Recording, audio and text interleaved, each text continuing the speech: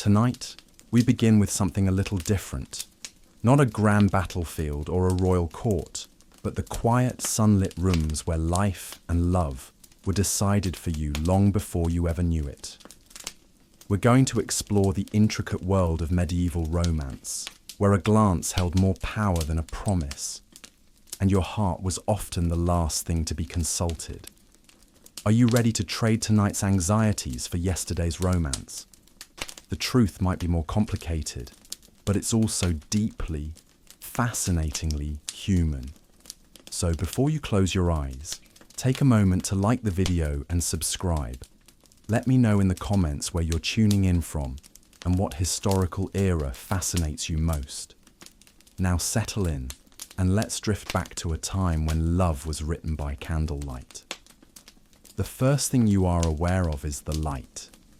It's not the harsh, sudden light of a modern world, but a soft, milky grey filtering through a narrow, unglazed window covered by a waxed linen cloth. It presses gently against your eyelids, urging you to wake.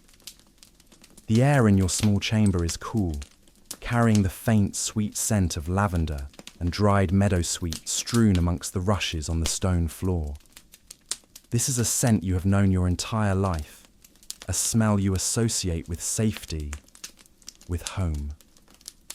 You stretch your limbs beneath the heavy weight of a woolen blanket and a top cover of rabbit fur, the textures familiar and comforting. Your bed is a simple wooden frame, but the mattress beneath you is stuffed thick with feathers, a luxury you understand without truly understanding its worth. You swing your legs over the side of the bed, your bare feet meeting the cool, herb-strewn floor. For a moment, you just sit, listening. The castle is beginning to stir. Far below, you can hear the faint clang of a pot in the kitchens, the distant, muffled barking of the hounds in the bailey, and the cheerful, chattering song of sparrows nesting in the ivy that clings to the stone walls just outside your window. There is a rhythm to this place, a steady, predictable pulse that has governed every day of your young life. You are a part of this rhythm, a single note in a much larger composition. You rise and cross the small room to a wooden chest that holds your few belongings. You pull out a simple linen chemise and a woolen kirtle, the colour of moss after a rain. The clothes are soft from wear, shaped to you. There is no mirror to consult, only a small polished disc of steel that offers a dim, distorted reflection. You see a pale face, wide eyes, and hair the colour of autumn leaves, braided hastily back before sleep. You smooth the fabric of your dress, a gesture of habit. Your appearance is for others to judge. Your own opinion of it is of little consequence. It's a strange sort of freedom, in a way, to not be constantly confronted with your own image. Once dressed, you push aside the heavy woolen curtain that serves as your door and step into the passageway. The stone here is colder, the air filled with the scent of beeswax from last night's candles and the faint, ever-present smell of wood smoke that clings to everything. You make your way not towards the noise and bustle of the great hall, but towards the spiral staircase that leads up to the solar. This is the heart of the family's private life, a room of sun and quiet, a privilege to enter. It is here that your mother sits with her needlework, where your father reads from his precious hand-copied books, and where the most important conversations take place. As you approach the top of the stairs, you slow your steps. The door to the solar, a heavy plank of oak bound with iron, is slightly ajar. You hear voices from within, the low, measured rumble of your father, and the softer, thoughtful tones of your mother. You do not mean to eavesdrop, not truly, but you pause, your hand hovering near the cold stone of the wall. Curiosity is a powerful current, and it pulls you to a stop. The boy is of good stock, your father is saying. His lands border our own to the north. An alliance would secure the entire valley. Land. The word hangs in the air. A solid, tangible thing. It is always about the land. He is young, your mother replies. Her voice isn't arguing, merely stating a fact. And what of his temperament? I have heard whispers that his father is a hard man. A father's hardness can forge a strong son, your father dismisses. Besides, the contract is the thing. The dowry is agreed. The bishop himself has given his blessing to the betrothal. It is a good match. Our daughter will be a lady of a great house. She will be safe. Our daughter. The words strike you with a strange, hollow chime. They are talking about you. It is your name that is unspoken but hangs in the space between their words. Your safety, your future, your life, all being measured and weighed like sacks of grain at the market. You knew, of course, that this day would come. Every song the minstrels sing, every story the old women tell, speaks of it. A noble daughter's purpose is to be a bridge between families, a seal on a contract of land and power. But to hear it spoken so plainly, so calmly, feels like having a pail of icy water dashed in your face. A smile touches your lips, but it holds no humour. They speak of your safety, and you know they mean it. But it is the safety of a precious tapestry, to be hung in a secure place and admired. One can only imagine the 100 other details, from the number of horses to the quality of the plate, that have already been settled. You press your back against the wall, your heart thumping a sudden panicked rhythm against your ribs. This is what it means to be a daughter. It means your life is a quiet negotiation, a series of clauses written in ink on expensive vellum. The life you thought was your own, these quiet mornings, these familiar halls, was only ever a prelude to a story written by someone else. You hear a chair scrape against the floor inside the solar, a sign the conversation is ending. Before they can rise and find you lingering in the passage, you turn and flee, your soft-soled shoes making no sound on the stone steps. You do not stop until you reach an arrow-slit window at the end of a long, disused corridor. You press your forehead against the cool, rough-hewn stone and gaze out at the world. The sun is higher now, burning away the morning mist to reveal the rolling green hills and the dark, dense line of the forest in the distance. It is a world that seems vast and full of possibility, but you feel as though a wall has just been built around you, invisible but utterly impassable. The path of your life has been laid, and you are only just now seeing the map. The sunlight streams through the narrow opening, but it cannot touch the parts of your future that are already being decided in the shadows. The knowledge you gained in the corridor by the spiral stair does not fade. Instead, it settles deep inside you, a smooth, heavy stone in the pit of your stomach. Days turn into a week, then 2. The rhythm of the castle continues its steady beat, and you move within it, as you always have. But something has shifted. The invisible walls you felt while looking out the arrow-slit window feel more solid now, more real. You find yourself watching your parents, trying to decipher the hidden meanings in their glances, the unspoken weight in their conversations. You're waiting for the other shoe to drop, and the waiting is a quiet torment, all its own. Then, one afternoon, the summons comes. A servant finds you in the herb garden, your fingers stained with the green of crushed mint, and tells you that your father wishes to see you in the solar. Your heart gives a single, hard thump. This is it. You wipe your hands on your apron, your movements suddenly slow and deliberate, and follow the servant back into the stone keep. As you climb the familiar stairs, the same ones you fled down weeks ago, you feel a sense of calm resignation settle over you. There is no escaping this. When you enter the solar, your father is standing by the fireplace, though no fire is lit.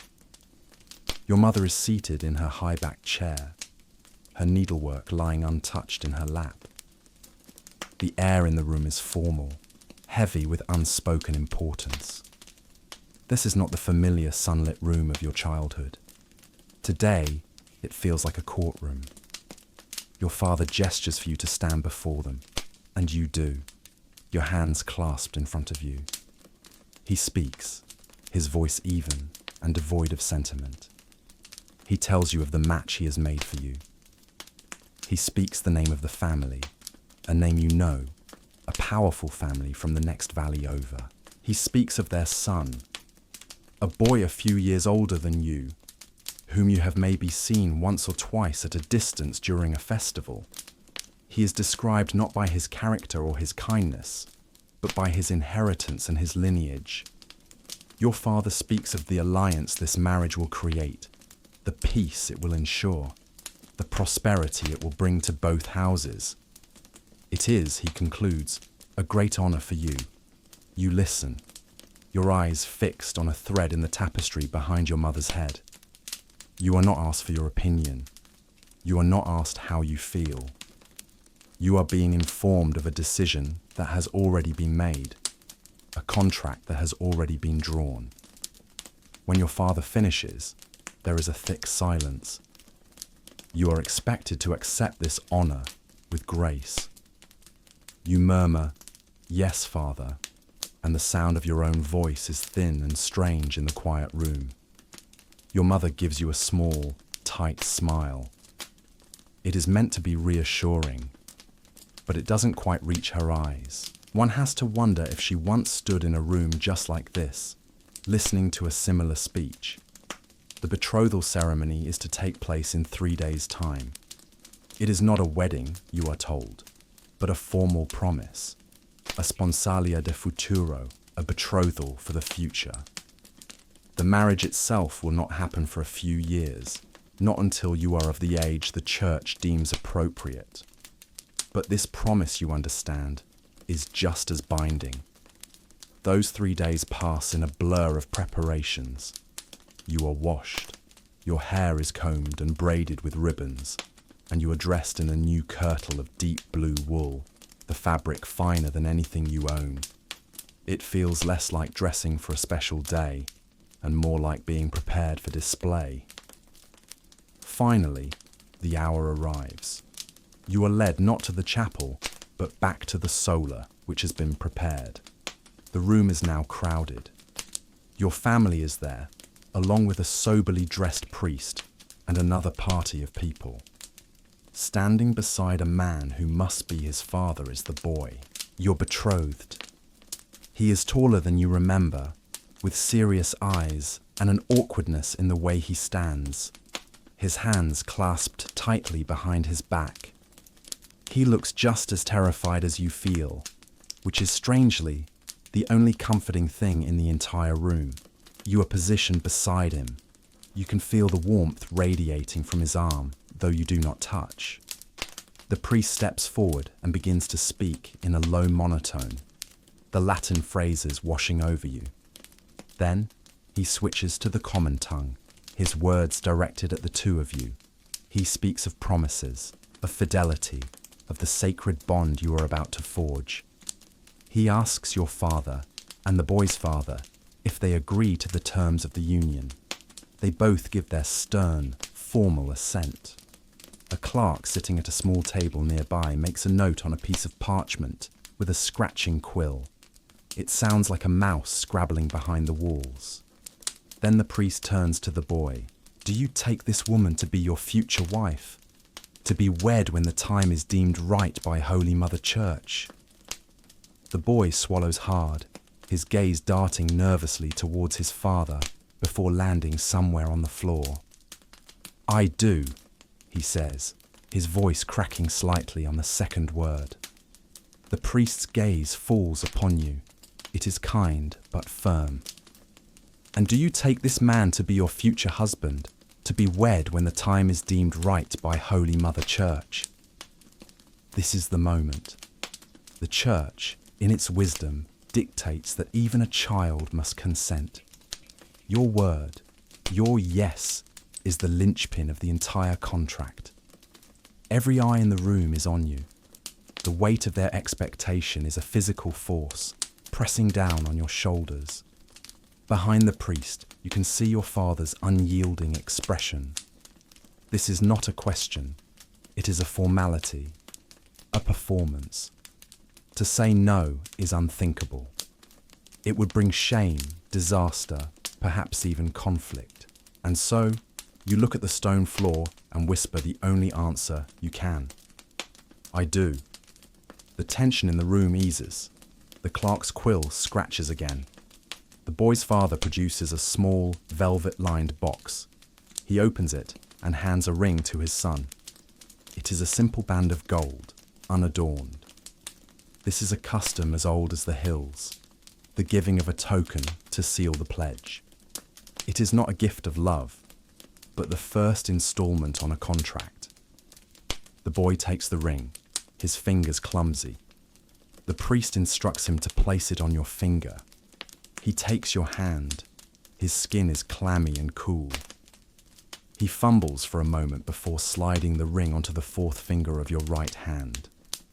In this time, the betrothal ring is often worn on the right hand, to be moved to the left only upon marriage. The metal is cold and surprisingly heavy. It feels alien on your skin. A manacle, a brand. You look down at your hand, at the glint of gold against your pale skin. It looks impossibly old, impossibly final. You are marked now. You belong to someone else. The adults are smiling now, shaking hands. The fathers clap each other on the back, their business concluded successfully. The mothers exchange polite words. You and the boy are left standing side by side in a small pocket of silence, the two principal actors in a play whose script you were never allowed to read. And with a few quiet words, a childhood ends and a duty begins. The gold ring on your finger is a constant presence. Sometimes you forget it is there, moving through your daily chores as you always have. But then you will catch a glimpse of it as you work a needle through linen or gather herbs from the garden, and the memory of the ceremony in the solar returns with a jolt. The cold weight of the metal is a perpetual reminder of the promise made, a promise you had no part in writing. You find yourself twisting it around your finger, a nervous habit you are not even aware of. It feels less like a piece of jewelry and more like a single, solid link of a chain that now connects you to a boy with serious eyes and a future you cannot yet imagine. Your mind churns with questions. What does the promise truly mean? How can words spoken in a quiet room hold such power? Seeking clarity, you make your way to the small castle chapel. It is a peaceful place, usually empty in the middle of the day. The air inside is still and cool, thick with the lingering scent of beeswax and a fainter, more ancient smell of incense and cold stone. Light, fractured into jewels of ruby red and sapphire blue by a small stained glass window depicting St. Michael, spills across the stone floor. Father Thomas is there, carefully trimming the wicks of the altar candles. He is an old man with kind, watery eyes, and he has known you since you were born. He sees you hesitating by the door and offers a gentle smile. "Come in, child. Is there something on your mind?" You approach the altar rail, your soft shoes making no sound. You hold up your right hand, the gold ring catching a sliver of blue light. "Father," you begin, your voice barely a whisper, "I wish to understand the nature of the vow I made." He stops his work and gives you his full attention, his expression patient. He understands. He has seen this quiet confusion in the eyes of young nobles before. He gestures to a wooden bench along the wall. Sit. The laws of God and man can be a tangled forest. It is wise to seek a map. You sit, and he begins to explain the rules that now govern your life. He speaks of Canon Law, the great body of rules laid down by the church to bring order to a chaotic world. His voice is calm and measured, as if he were explaining the changing of the seasons. Your betrothal, he says, the sponsalia, is a holy promise, a seed that with time will grow into the sacred tree of marriage. The church recognizes that for such important matters as alliances and the joining of lands, these promises must sometimes be made early. How early, you ask, the question leaving your lips before you can stop it. He looks at you, his gaze steady. A formal betrothal, a promise for the future such as yours, can be made and held as binding from the age of 7. 7. The number hangs in the air, seeming to shimmer in the coloured light. 7 years old. You think of your younger cousins tumbling in the courtyard, playing with dolls and wooden swords. The idea that they could be legally bound to another person is so startling that you almost laugh, but the sound catches in your throat. It's not a joke, it's the law. Father Thomas continues, seeing the shock on your face. But that is only a promise for the future, he clarifies gently. A true marriage, in the eyes of God, requires more. It requires the age of reason. For a girl, that age is 12. For a boy, it is 14. 12. An age you are fast approaching. So, in just a few short years, the promise can be fulfilled. The finality of it settles over you, heavier than the ring on your finger. And it is the words that hold the magic, he goes on, leaning forward slightly, his voice dropping as if sharing a great secret. The vow you took was in the future tense. I will take you. That is the promise. But there is another vow, a more powerful one, the words of present consent. If a man and a woman, both of legal age, stand before one another and say the words, I marry you, or I take you as my husband, wife, then at that very moment, in the eyes of God, they are married, irrevocably. He pauses to let this sink in. It does not require a priest. It does not require witnesses. The words alone, spoken freely and with intent, are enough to forge the bond. This is why we are so careful. A rash vow made in a moment of passion, a secret promise whispered in a garden. These things have caused endless strife, tearing families apart and challenging the rightful order. You stare at him, mesmerized. It's a stunning revelation. A world of secret possibility and immense danger opens up in your mind. A person's entire life could be changed by a single sentence. You begin to see that the world is not governed by feelings, but by sentences written in books you are not allowed to read. He then tells you of affinity, another layer in this complex web. When you are betrothed, a spiritual kinship is formed between your houses. You become kin not just to your husband, but to his entire family. You could not, for instance, ever marry his brother, even if your betrothed were to pass away before the wedding. Nor could he marry your sister. The lines of affinity are as strong as the lines of blood. It's a strange and dizzying thought, that you are now related to a whole family of strangers, bound by a spiritual connection you cannot see or feel, but that is as real in the eyes of the church as the stone walls around you. You leave the chapel with your head spinning. The knowledge you sought has been given to you, but it is not a comfort. It is a weight. The rules are so clear, so absolute. The simple I do you whispered in the solar was not mere performance. It was the first turning of a key in a lock. You now understand the mechanics of your own cage, the precise legal and spiritual architecture of the invisible walls that surround you. As you walk back into the sunlight of the courtyard, you look down at the ring.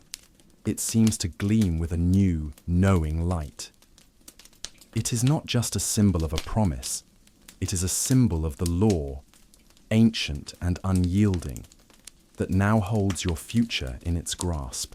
The priest's words echo in your mind long after you've left the chapel. The world now seems to be made of invisible lines and unbreakable rules. You understand the architecture of your fate, and the knowledge is a cold comfort. Life goes on. You help your mother oversee the weaving in the solar. You learn the complex accounting of the household stores. You practice the lute until your fingers ache. These are the proper pursuits of a young noblewoman, skills for your future life as the lady of a great house. Your betrothed and his family visit twice more. The encounters are stiff and formal, filled with polite inquiries about health and harvests. You and the boy exchange perhaps a dozen words, all of them carefully monitored by your parents. He seems nice enough, in a quiet, serious way. You tell yourself, this is how it is supposed to be. This is duty. This is honor. Then, one bright, windy afternoon, everything shifts. Your father is hosting a visiting knight, Sir Renaud, a man with a weathered face and a reputation for valor, and with him is his squire. You first see him in the main courtyard.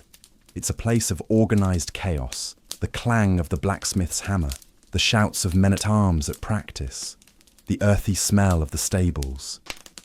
You are crossing the yard, carrying a basket of mending for your mother, when a gust of wind whips the linen cover from your basket, sending it tumbling across the dusty ground. Before you can even react, a young man darts forward and catches it. He straightens up and turns to you, a smudge of dust on his cheek. He isn't dressed in the finery of your own family. He wears a simple leather jerkin over a plain tunic, the working clothes of a squire.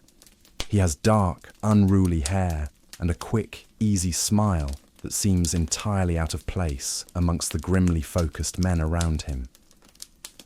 "My lady," he says, his voice clear and respectful, as he hands the linen back to you. "The wind is feeling playful today." You take the cloth, your fingers briefly brushing his. A strange warmth, a tiny jolt passes through you. It's nothing, a common courtesy.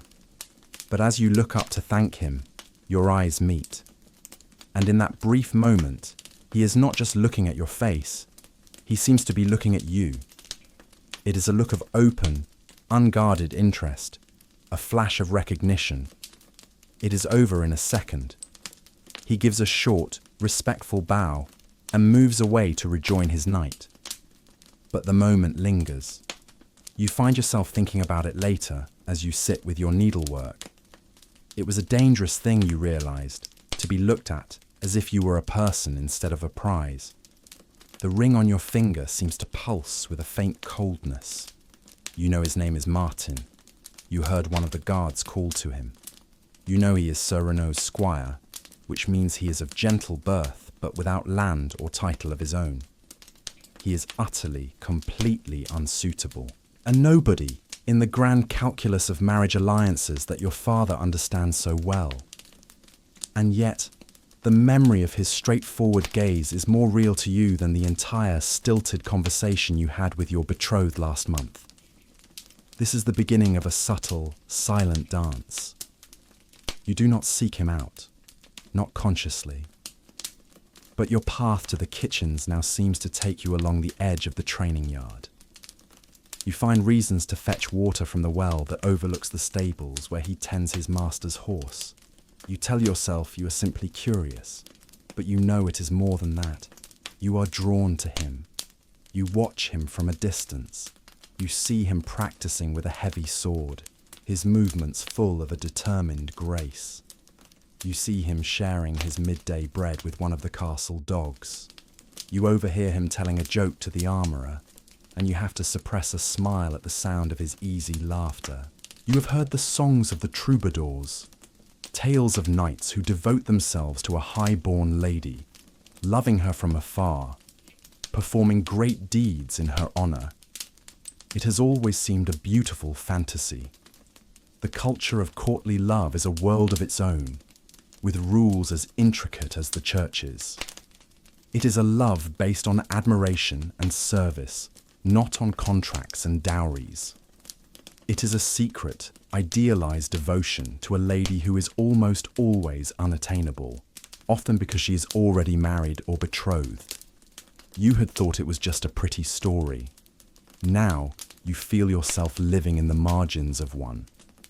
Martin never oversteps his bounds. He never speaks to you unless it is to offer a polite greeting. But his service begins in small, almost invisible ways. If he sees you approaching the well, he will quietly ensure the bucket is full and waiting. When a travelling merchant displays his wares, and a silk ribbon the colour of your blue kirtle falls to the ground, he picks it up and returns it to the merchant's table with a pointed glance, as if defending its honour. One blustery afternoon, as you walk along the battlements, he is there, ostensibly checking on a loose stone for his master. He says nothing, but he stands between you and the strongest gusts of wind until you have passed. These are gestures so small, so deniable, that no one else would ever notice them. But you do. Each one is a secret message, a silent acknowledgement that says, "I see you. I am here." It is a thrilling and terrifying secret to hold. It is a world of feeling that is entirely your own, separate from your family, your duty, and the cold gold ring on your finger. This feeling is not about land or alliances. It is about a shared glance across a crowded yard, the kindness shown to a dog, the feeling of being protected from the wind. One evening, during supper in the great hall, a minstrel sings a lay of a knight who loves a queen he can never have. The knight wears her colours in the tournament and wins the day, content with only a smile from her as his prize. You risk a glance across the hall to where the squires are seated. Martin is already looking at you. He is not smiling. His expression is one of quiet, intense focus, as if he too is listening to the song and finding a truth within it. He holds your gaze for a heartbeat longer than is proper, a silent vow of service that is more potent than any legal document. Then he looks away, leaving you with a heart that is beating far too fast. The minstrel's song fades, but the note it struck between you and the squire, Martin, continues to vibrate in the air. In the days that follow, the world of the castle seems both the same and entirely different. The routine is unchanged, but you move through it with a new awareness, a secret hum beneath the surface of your thoughts. You live in a fishbowl of stone and timber, where every glance is noted, every word can be overheard. Privacy is the greatest of luxuries, one you do not have. And so the silent language that began with a look must now find a new vocabulary. You have been taught, as all noble girls are, the meaning of things. You know that a gift of a falcon implies nobility and power, while a lapdog suggests simple companionship. You have learned the language of the troubadours, where love is a sickness, a wound, a holy devotion. And you know the simple language of the garden. Rosemary for remembrance, lavender for devotion, the deep red of a rose for a passion you are not supposed to understand. It has always been a form of poetry, a pleasant pastime. Now, it feels like the key to a secret code. One morning, you seek the quiet solitude of the walled garden, a small enclosed space behind the kitchens, where your mother grows herbs for healing and flowers for the chapel altar. The air is sweet with the scent of thyme and blooming roses. You sit on a weathered stone bench, your lute resting beside you, though you have no heart to play. You are thinking of the impossibility of it all, of the cold gold on your finger and the warm glance from across the hall. You feel a profound sense of loneliness. After a time, you hear footsteps on the gravel path outside the garden walls, the steady tread of Sir Renaud and the lighter, quicker steps of his squire. They pass by without stopping. You remain on the bench until the sun is high in the sky. Then you rise to return to your duties. As you pick up your lute, you notice it. Tucked carefully into the strings is a single, perfect pansy. Its velvety face is a mix of deep purple and yellow. You look around wildly, but the garden is empty. It could have been the wind. It could have been a gardener's fancy. But you know it was not. You remember the flower's meaning from your lessons. The pansy, from the French word penser. It means thought. I'm thinking of you. Your heart hammers against your ribs. This is a terrifying and wonderful thing. It is a message, a secret whispered across the divide that separates you. It is entirely deniable, a silent testament that only you can understand. You pluck the flower from the lute strings, its stem cool against your palm. All day you keep it hidden in a small pouch at your waist, a secret warmth against your skin. The ring on your betrothal finger feels like ice in comparison. Now, a choice confronts you. You can ignore the message. You can let the pansy wither and the moment pass, retreating back into the safety of your arranged future. Or you can answer. To reply is to step further into this dangerous, sunlit world of secret feeling. It is a risk that calls to something deep within you, the part of you that wants to be more than a clause in a contract. You spend the next day in a state of nervous energy. How do you speak without words? How do you send a message that cannot be intercepted? You decide on a token, a favour, just like in the songs. Your needlework has always been praised for its delicacy. You take a small square of your finest linen, no bigger than your palm, and in one corner you embroider a single, tiny green leaf. Green, the colour of hope. It is simple, subtle. To anyone else, it is just a handkerchief, a trifle. To him, if he has the wit to understand, it will be an answer. The next challenge is delivery. You cannot simply hand it to him. That would be madness.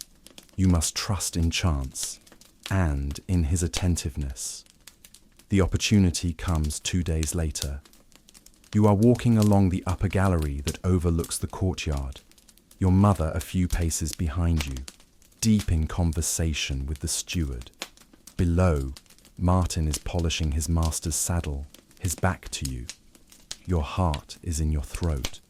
With your mother distracted, you let the small square of linen slip from your fingers. It flutters down, a tiny white prayer, landing on the dusty ground just a few feet from where he works. You do not dare to stop or look down. You keep walking, your face a mask of calm composure, your ears straining. You hear him stop his work. You imagine him seeing the handkerchief, looking up, seeing you. You do not know if he has taken it until that evening. At supper, you see him from across the great hall. He is laughing with another squire, but as he turns his head, you see it. Tucked into the leather lacing of his jerkin, almost completely hidden, is a tiny glimpse of white linen with a flash of green thread.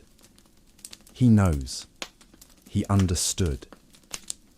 You were building a cathedral of feeling out of scraps and whispers, a secret place that no one else could ever enter. The communication grows bolder, though always veiled. A sprig of yew, meaning sorrow, is left on the chapel bench after your betrothed pays a formal visit. A smooth white stone, a symbol of constancy, appears on your windowsill one morning. It's a far cry from a hastily scribbled note, and yet it carries so much more weight and risk. You even find an excuse to ask the visiting minstrel to play a specific song about a lover's hope. Your gaze carefully fixed on your own hands, knowing he is listening. This secret language is a fragile shield. You live with the constant low-level fear of discovery. A servant's curious eye, a parent's sharp question. Sometimes you feel your mother's gaze on you, a thoughtful, calculating look you can't quite decipher. Does she suspect, or is she simply evaluating you, her daughter, the valuable asset whose future she helped to arrange? One can only guess what is being discussed when the solar door is closed. For now, you live a double life. The dutiful, betrothed daughter in the open, and the cherished lady of a secret romance in the quiet corners of your own heart. You are sitting by the arrow-slit window in the quiet corridor, the same one where you first felt the walls of your future closing in. In your hand, you hold the small, smooth white stone that Martin left for you, a silent promise of constancy. It is cool and solid in your palm, a secret piece of a world that belongs only to you and him. The simple weight of it is more precious to you than any jewel. In this moment, with the sun warming the stone ledge, it is easy to believe in the power of such quiet things, to live within the hopeful story you are weaving from glances and tokens. Your quiet reverie is broken by the voice of a servant. "My lady, your mother asks for you in the steward's chamber." A knot of apprehension tightens in your stomach. The steward's chamber is a place of business, of ledgers and accounts. It is not a room you are often summoned to. You tuck the stone away into your pouch. The feel of it, a small rebellion against the duty that calls.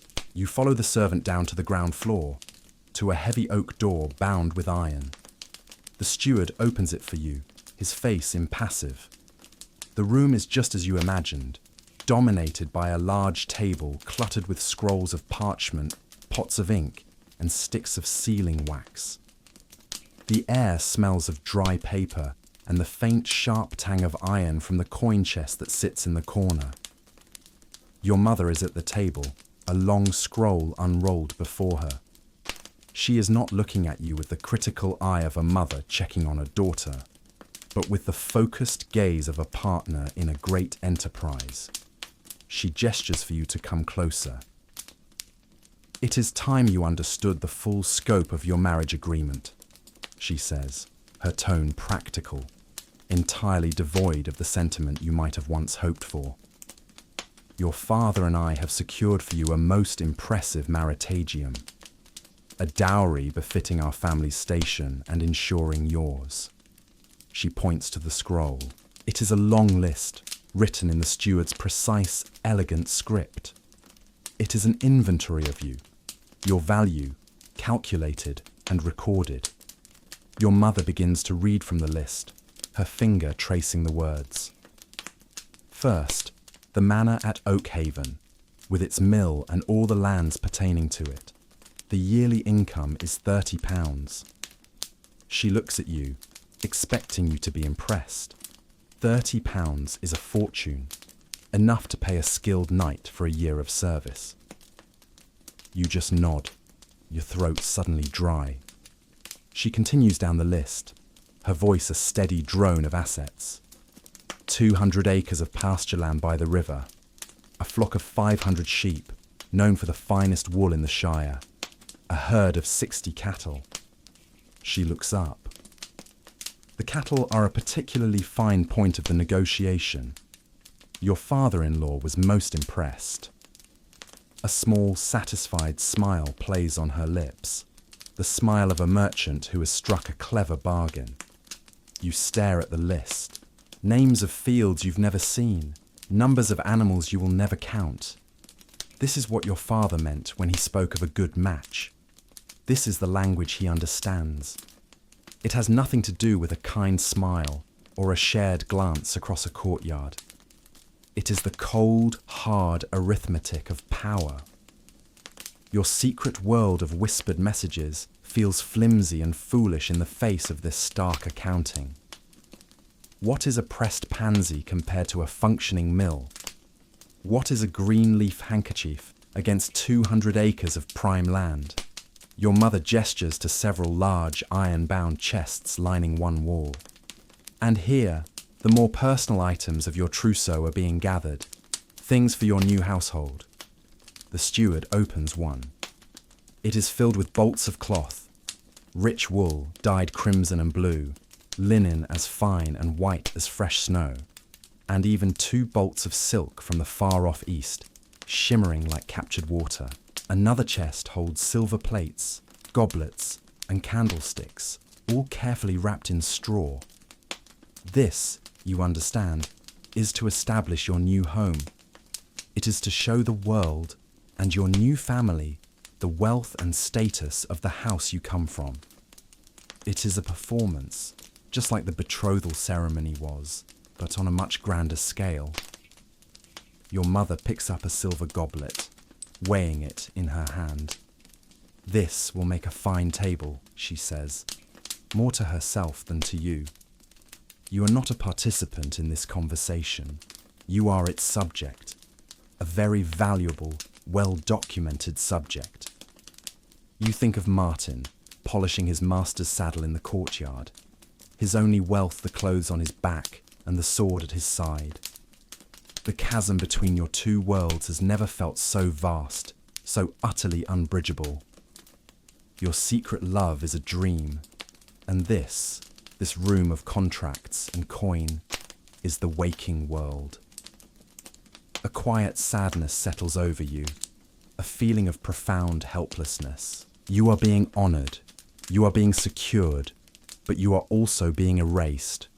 Your own desires, your own nascent feelings, have no column in this ledger. You reach into the pouch at your waist, your fingers closing around the smooth, simple stone. It feels small and insignificant now, a child's toy. And yet, it is the only thing in this entire room that feels real, the only thing that is truly yours. You realize with a quiet finality that your heart is the only thing of value you possess that is not written on the list. Your mother is still talking, explaining the dower rights you will have as a widow, the portion of your husband's lands that would provide for you until your own death.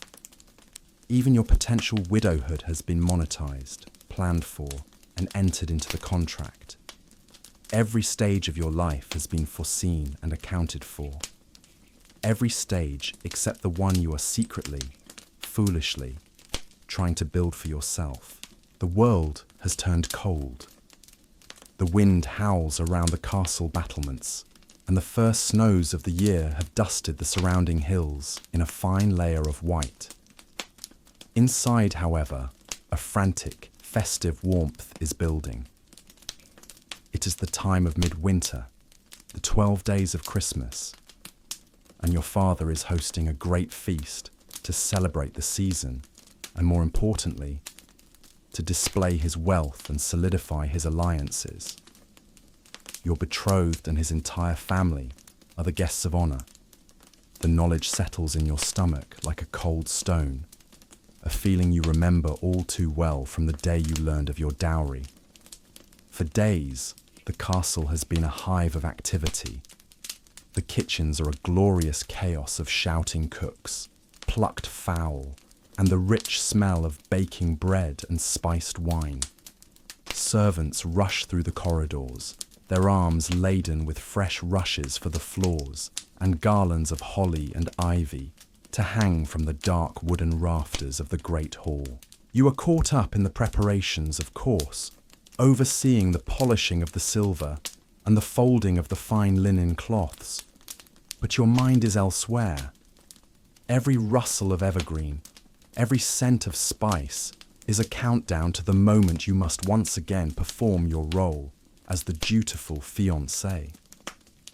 When the evening of the feast arrives, You are dressed like a precious doll.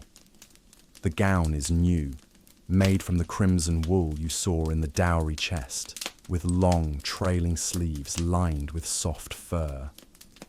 Your hair has been intricately braided with silver ribbons. As you look at your dim reflection in the polished steel, you see a stranger staring back, a serious young woman prepared for public display. Your mother fusses with a fold in your sleeve, her expression one of critical satisfaction. You look the part, she says, and you understand she is not talking about a party. She is talking about a role in a long-running play. You enter the great hall on your father's arm. The scene is overwhelming. The huge chamber, usually vast and echoing, is now packed with people and vibrant with light and sound. Two enormous fires roar in the hearths at either end of the hall, casting dancing shadows on the tapestries. Hundreds of beeswax candles flicker on the tables and in iron sconces on the walls, their light gleaming on the colourful silks and velvets of the guests. The air is thick with the smells of wood smoke, roasting meat and melting wax, and the noise is a deafening symphony of chatter, laughter, and the music of a lute and pipe playing from a minstrel's gallery. Your family and your guests of honour are led to the high table, a long table set upon a raised dais at the head of the room, separating the nobility from the lesser guests below. This seating arrangement is the very grammar of power, a clear statement of who matters. As you take your seat, you feel the eyes of the entire hall upon you. You are on a stage. Your betrothed is seated beside you. He looks just as stiff and uncomfortable as you feel in his own formal doublet. You exchange polite greetings, your voices nearly lost in the din. "My lady, you look well." "And you, my lord." It is a pantomime of intimacy for the benefit of the 100 pairs of eyes watching you. And then you see him. Across the crowded hall, standing near the screen's passage with the other squires, is Martin. He is not looking at you, but you feel his presence like a physical touch. He is in another world down there, among the noise and bustle of the retainers. You are up here, in the rarefied air of the high table, a silent, decorated symbol of an alliance. The distance between you has never been so clearly or cruelly defined. The feast begins. Course after course is brought forth by a parade of servants. There is venison pasty, roasted swan, jellies that shimmer in the candlelight, and endless cups of sweet spiced wine. You eat little, your stomach a tight knot of nerves. You make conversation with your future father-in-law, a large, bluff man who speaks only of horses and hunting. You answer his questions with polite monosyllables, feeling his eyes assessing you, weighing your worth not in personality, but in posture and obedience. Between the main courses, there is a stir of excitement. The cooks present their masterpiece, the subtlety. It is an elaborate sculpture made of brightly coloured sugar paste, a marvel of confectionery art. It depicts two castles, one for your family and one for your betrotheds, set on rolling green hills. Connecting the two is a delicate arched bridge, upon which stand two small figures, a man and a woman holding hands. The hall erupts in applause. Your father beams with pride. You're expected to look delighted at this public, sugary declaration of your fate. You manage a smile, but inside, you feel a chill. Your very life has become a centerpiece, a clever amusement for a winter's night. A wry thought flickers through your mind.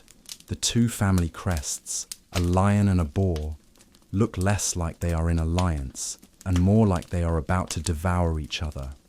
The hall grows hotter, louder. The wine flows freely. Down at the lower tables, the laughter is boisterous. Up here on the dais, the conversations remain more measured, but the forced cordiality is beginning to fray. Amid the chaos, you risk a glance towards Martin. This time, he is looking back. His face is unreadable in the flickering light, but his eyes are fixed on you with a familiar, painful intensity. He is not seeing the crimson gown or the silver ribbons. He is seeing you, trapped on this stage. The hall is filled with 100 different conversations, but the only one that matters is the silent one being held across the room. It is a conversation of longing, of impossibility, of a shared secret in a world that allows for none. He holds your gaze for a moment, then gives an almost imperceptible shake of his head, a gesture of shared sorrow, before turning away to his duties. The connection is broken. You are left alone in the crowd, the noise of the feast washing over you. You look at the boy beside you, your future husband, as he clumsily tears a piece of bread. You look at your parents, their faces flushed with wine and success. You are the jewel in their crown tonight, the living proof of their ambition. But the secret knowledge of that single, shared glance across the hall makes you feel like the loneliest person in the world. The midwinter guests are gone. The great hall, once roaring with life, is now cavernous and quiet again, stripped of its festive garlands. Sir Renaud and his squire Martin have ridden out through the gatehouse, leaving for their own lands to the north. Their departure leaves a hollow echo in the castle and in your heart. The secret language of glances and tokens has fallen silent. There is no pansy on your lute, no white stone on your windowsill. There is only the biting winter wind and the quiet, steady rhythm of castle life, which now seems to have one singular purpose: preparing for your wedding. With the alliance now celebrated publicly at the feast, your mother declares that the time for earnest preparation has come. The focus of your days shifts to the solar, the warm, sunlit room that has always been the domain of the women of the household. But where it was once a place of leisure and light conversation, it now feels like a workshop. The object being forged is your future. The work is the completion of your trousseau. You have seen the chests in the steward's chamber, but now their contents and the creation of them become the center of your world. One of the chests itself is new, made of fragrant cedar wood bound with carved iron. It smells of forest and finality. This is your marriage chest, the vessel that will carry your worldly goods and you into your new life. Seeing it standing in the corner of the solar each morning is a constant, unyielding reminder of the journey to come. Your days are filled with the textures and scents of domestic wealth. Bolts of linen, bleached by the sun in the summer months and stored away, are brought out. The cloth is cool and smooth, smelling faintly of lavender from the sachets packed between the folds. You and your mother's ladies spend hours measuring and cutting, the sound of shears slicing through the fabric seeming unnaturally loud in the quiet room. You are making chemises, the simple undergarments you will wear every day, as well as bed linens, tablecloths, and towels. The sheer quantity is staggering. You are preparing not just for yourself, but for the running of a noble household. You watch the stacks of folded white linen grow higher and higher, a mountain of domesticity that feels impossible to scale. Then there is the wool and the silk, the colours and textures of your public self. Your mother has procured fine wool from the best markets, dyed in rich, expensive colours. A deep blue from the woad plant to signify your fidelity. A dark green, the colour of a forest floor, for hope and fertility. And the crimson gown from the feast, a symbol of your high noble status. You stand for hours while the seamstress, a sour-faced woman from the nearby town, takes your measurements, pinning and tucking the fabric. You feel like a wooden mannequin, an object to be draped and adorned. The real work, the work that occupies the long, quiet afternoons, is the embroidery. You sit with your mother, your aunts, and the other ladies of the household, your heads bent over fine linen, or heavy wool stretched tight in wooden hoops. The only sounds are the crackle of the fire in the hearth, and the soft, rhythmic whisper of needles pulling thread through cloth. The women's conversation is a low murmur, revolving entirely around the task at hand, the quality of the silk thread, the complexity of a particular stitch, the best design for the border of a tablecloth. It is a peaceful, feminine scene, yet you feel a rising sense of panic, of being trapped in this web of quiet industry. With every stitch, you feel you are sewing the pages of your own story shut. One afternoon, you are tasked with embroidering your new initials, intertwined with those of your betrothed, onto the corner of a fine linen sheet. You stare at the letters, foreign and unfamiliar together. They represent a union you have not chosen, a person you do not know. Your needle feels heavy in your hand. As you work the silk thread, your mind drifts away, north on a cold winter road. You think of a quick, easy smile and a sprig of pansy left on your lute. You remember the silent, sorrowful glance across the chaotic feast hall. On an impulse born of a desperate need for a secret rebellion, you alter the design. On the underside of the cloth, where no one will ever see it, behind the formal scrolling letters of your official union, you stitch a single, tiny green leaf. It is the same leaf you embroidered on the handkerchief you dropped in the courtyard, your first tentative answer in a silent conversation. The act of making it is terrifying and exhilarating. Your fingers tremble slightly as you knot the green thread. It is a flaw in the perfection, a hidden signature, a memory known only to you, buried in the very fabric of your arranged future. It is a secret you will take with you, a tiny, defiant spark of a life you might have had. As the days shorten and the winter deepens, the marriage chest grows fuller. Gowns are folded and laid inside, smelling of cedar. Stacks of linens are tied with ribbons and placed on top. A small box of jewellery, a silver chain from your father, a string of pearls that was your grandmother's, is added. Each item is a nail in the coffin of your girlhood. You are no longer just a daughter. You are a bride in the making.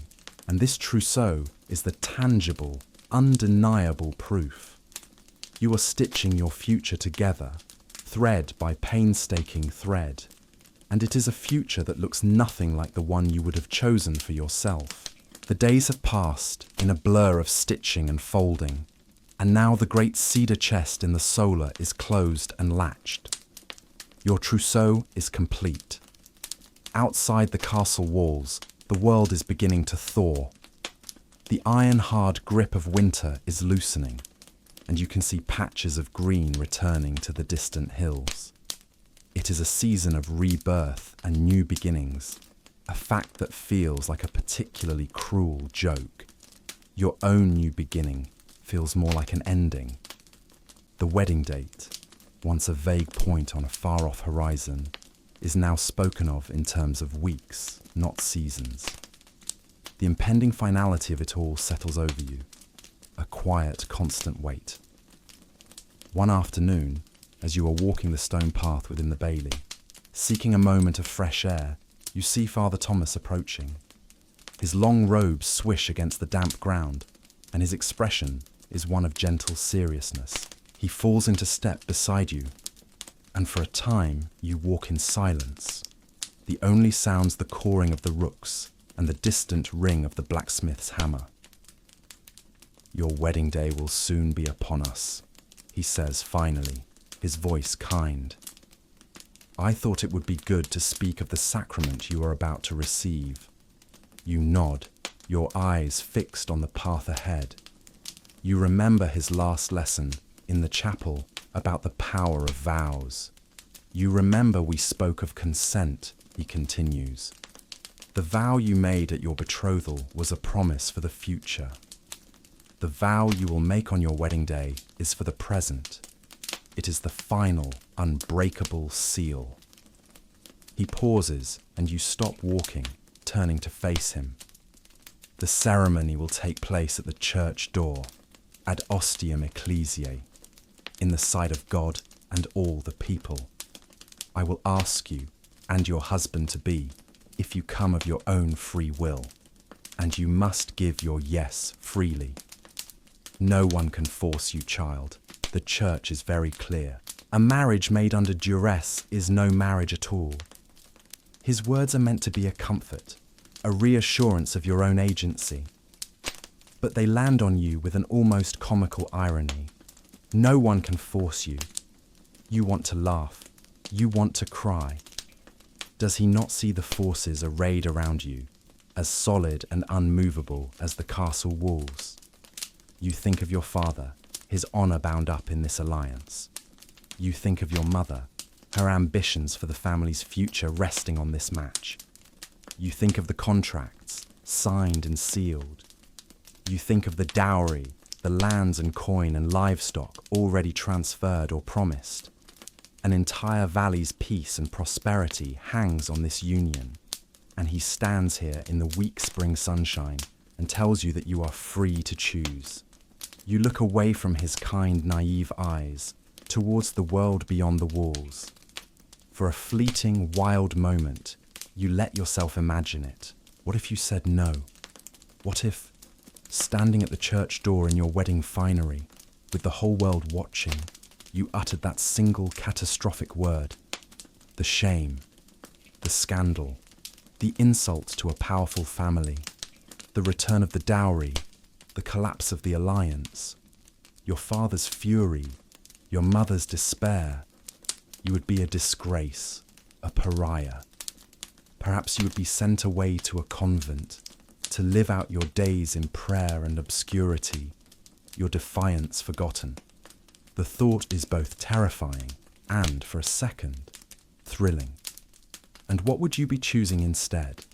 A ghost, a memory of a kind glance from a squire you will likely never see again, a secret collection of a dried pansy, a white stone, and a hidden green leaf stitched into a sheet, a foolish dream inspired by a minstrel's song. It is nothing against the solid, tangible reality of your duty. Your gaze falls upon the great cedar chest as you pass the solar window later that day. You think about what happens after the feast, after the vows. You have heard the women whispering and laughing about it.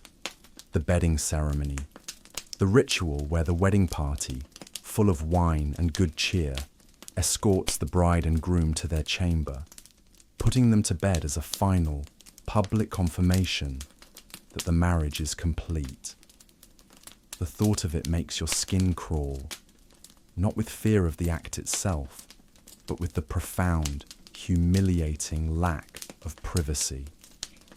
Your most intimate moments, like every other part of your life, will be a public performance, a seal on a contract. Your body, like your lands and your title, belongs to the alliance.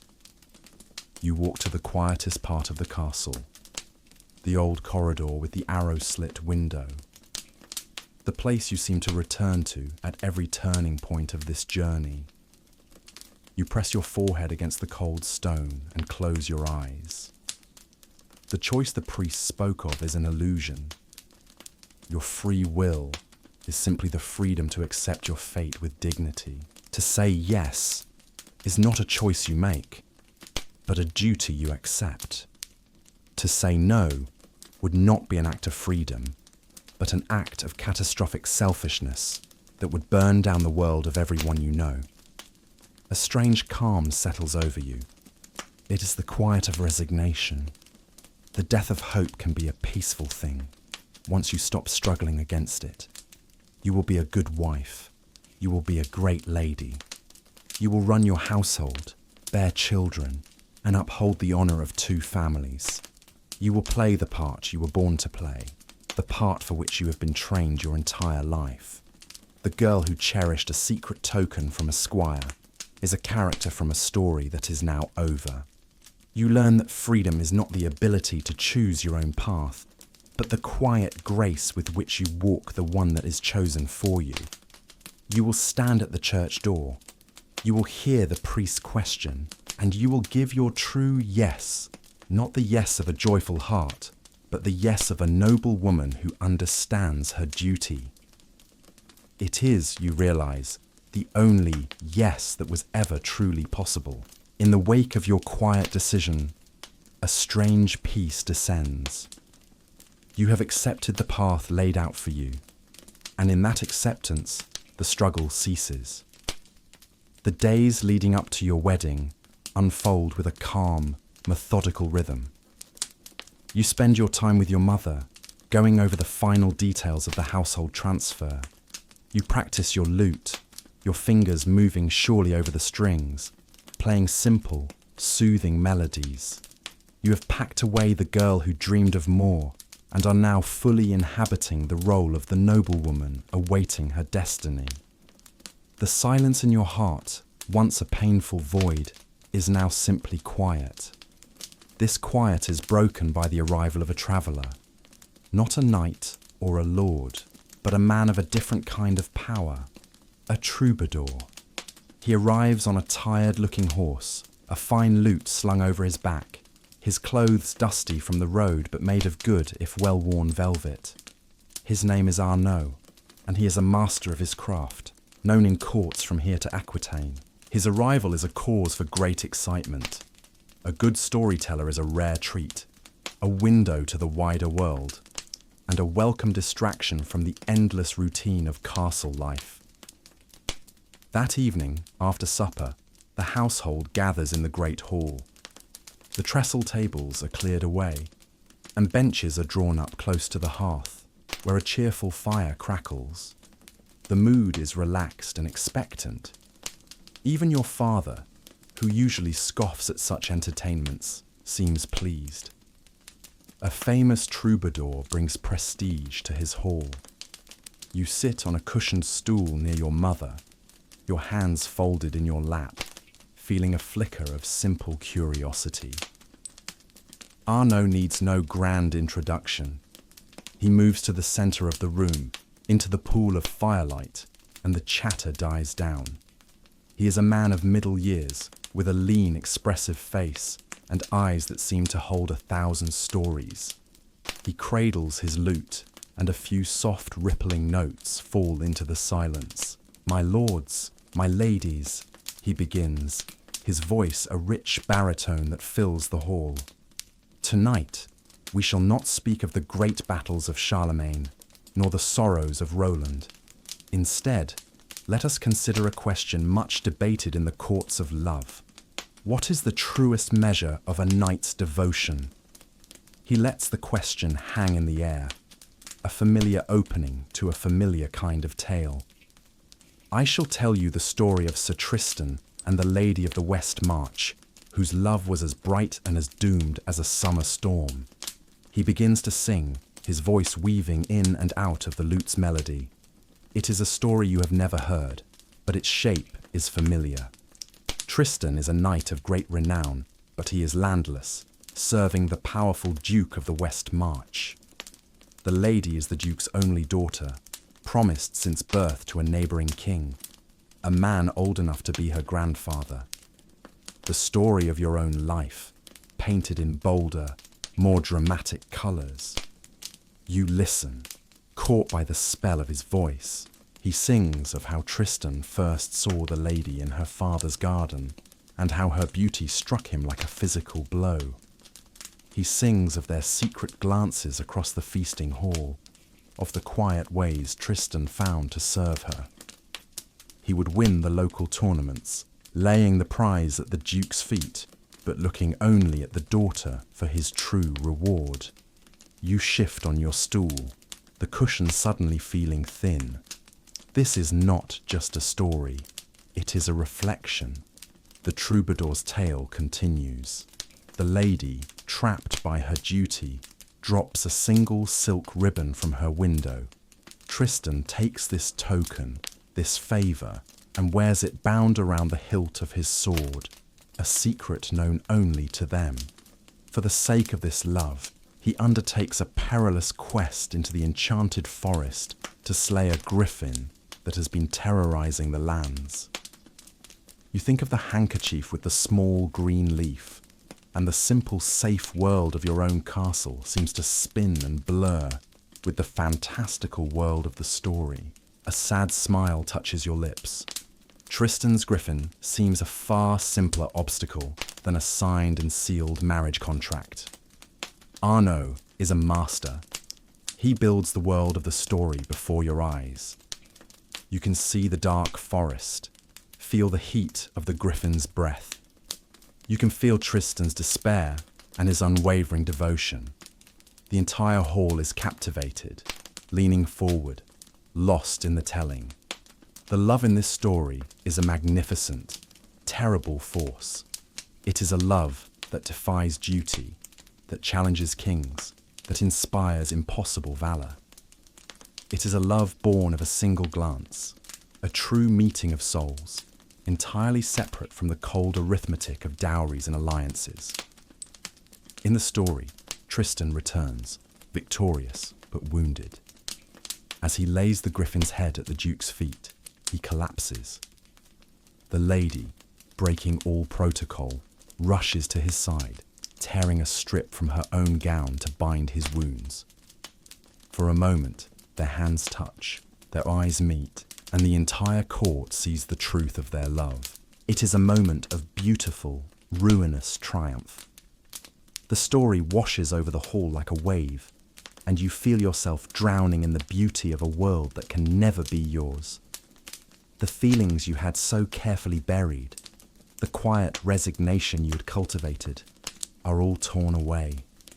The song reminds you, with painful clarity, of what you felt for Martin. It gives that fleeting, secret connection a name and a shape. It elevates your small, sad secret into the realm of epic romance. And in doing so, it breaks your heart all over again. The troubadour brings his tale to a close. Tristan is banished. The lady is sent away to be married. Their love is doomed, but it is eternal and glorious. The final notes of the lute hang in the air, shimmering with sorrow and beauty. For a moment, there is a profound silence in the hall, the silence of a shared, deeply felt emotion. Then, the spell is broken, and the hall erupts in applause. Your father clears his throat, nodding his approval. "A fine tale," he says gruffly. Your mother smiles, a placid, unaffected expression on her face. To them, it was a fine diversion, an evening's entertainment. They do not see the shards of your own story scattered across the floor. You rise, murmuring an excuse about being tired, and slip away before anyone can see the tears welling in your eyes. The troubadour's song has given you a great and terrible gift, the ability to see the full beauty of what you are giving up. The troubadour has gone, but his song lingers in the air, a sad, beautiful melody that haunts the edges of your thoughts. The story of the doomed lovers has become the soundtrack to your own resignation. You no longer fight your fate, but you feel its weight more keenly than ever. And then the day arrives. It dawns not with a clap of thunder or a burst of sun, but with a quiet, pearlescent grey light that seeps into your chamber, just as it has every other morning of your life. But this morning is different. This is your wedding day. You awaken with a feeling of profound emptiness, a hollow space in your chest where anxiety used to be. You feel strangely calm, detached, as if you are watching events unfold from a great distance. This is the last time you will wake in this bed, in this room. You run your hand over the familiar rough wool of your blanket, your eyes tracing the patterns of light and shadow on the stone walls. You are saying goodbye. Soon the women come. Your mother, your aunts, and 2 of her ladies in waiting. Their faces are a mixture of excitement and solemnity. Today, you are not just a girl. You are their shared project, their masterpiece. A large wooden tub has been brought in and placed near the hearth, and steam rises from it in fragrant clouds. They have scented the water with rose petals and rosemary, for love and remembrance. The irony is a dull ache in your chest. They help you undress and guide you into the warm water. The heat is a comfort, seeping into your bones. The women wash your hair, their movements gentle and practiced, their chatter a low hum around you. They speak of their own wedding days, offering fragments of advice and old wives' tales. You listen, but you do not hear. You are floating, suspended in the warm water, and in the strange, timeless space between your past and your future. After the bath, they wrap you in fine, warm linen and lead you to a chair. Then the dressing begins. It is a slow, layered ritual. First, a new chemise of the finest, softest linen, so light it feels like a cloud against your skin. Next, the kirtle. It is a gown of deep blue silk that shimmers in the firelight, fitting you so perfectly it feels like a second skin. Over this goes the main gown, the cotehardie, made of a heavy, crushable velvet the colour of blood roses, its sleeves so long they brush the floor, the neckline embroidered with gold thread and tiny seed pearls. It is the most beautiful, most luxurious thing you have ever seen. It is also incredibly heavy. You feel as if you are being dressed in a suit of ceremonial armour. A small, wry thought crosses your mind. It takes 4 women to prepare you for this surrender. As a final, intimate touch, one of your mother's ladies kneels and ties a garter of blue silk around your upper leg, whispering a small prayer for a fruitful womb. It is a secret, superstitious gesture in the midst of all this formal splendour. When the gown is settled, they turn to your hair. They comb it out, long and straight, letting it fall freely down your back. It cascades over the dark velvet, a river of autumn leaf red. On your head, they place not a heavy veil, but a simple, delicate circlet of gold, from which hangs a single, perfect pearl in the centre of your forehead.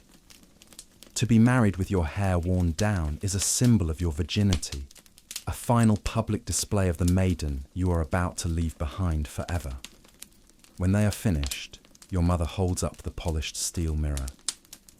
The stranger who stares back at you takes your breath away. It is not you. It is a lady from a romance, a queen from a tapestry. She is beautiful and serious and utterly remote. You see the bride, the prize, the living symbol of an alliance. You cannot find your own face in hers. You are a ghost in your own home, walking through familiar rooms that no longer seem to belong to you. Your mother takes your hand, her grip surprisingly tight. "It is time," she says, her voice thick with an emotion you cannot decipher. Is it pride? Sadness? Relief? She leads you from the chamber. As you step into the corridor, a hush falls. The castle staff, from the steward to the youngest kitchen boy, have lined the passageways to see you. You walk through a sea of faces, their expressions a mixture of awe and pity. You are their lady, and you are being sent away. You feel their affection and their sorrow like a physical touch. You pass the solar, the great hall, the staircase where you first overheard your fate being decided. Each step is a farewell. You emerge from the keep into the bright, cool air of the bailey. The entire courtyard is filled with people, a cheering, jostling crowd. The procession is ready, knights on horseback, with banners fluttering, your family dressed in their finest, and at the front, your father, holding the reins of a white mare draped in a cloth of gold. He looks at you, his stern face softened by a flicker of pride. This is the pinnacle of his achievement. He helps you mount the horse, your velvet gown pooling around you. The cheers of the crowd swell. The gates of the castle are open, and beyond them lies the path to the village church. This is it, the final departure. You take one last look back at the stone walls of your home, the only world you have ever known. Then you turn your face forward, toward the church, toward your future.